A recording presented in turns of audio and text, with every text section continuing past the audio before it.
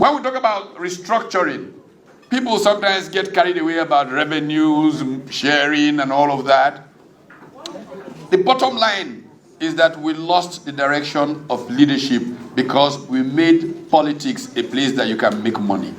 And restructuring is about getting money out of politics. Anybody who wants to serve and give sacrificially of himself to elevate the life of others should come into politics.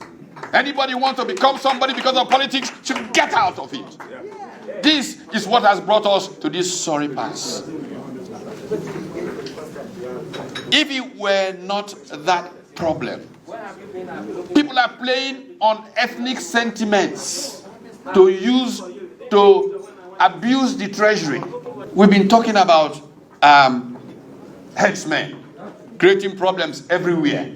I give an example just put forward by a man who was chief economic advisor to our president only recently, Dr. Tanimu Yakubu.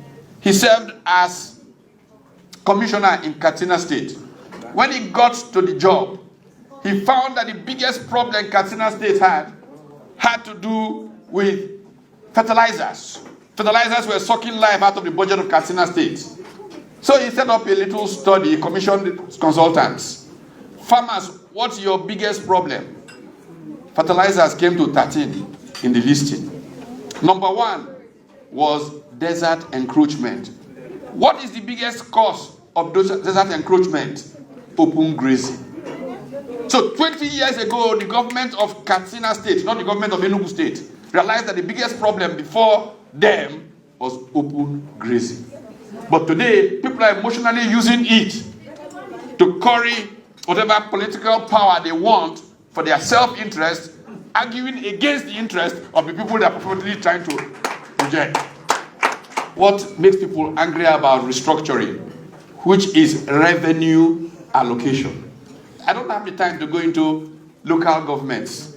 How they were two times as many in the south as they were in the north in the 60s.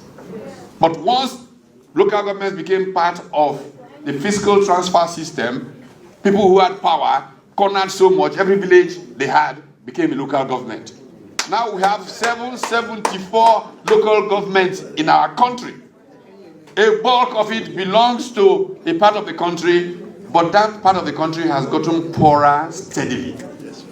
It proves a point that economists have studied for years. If you want, you can go and read Thomas Sowell's book on politics, wealth, and power.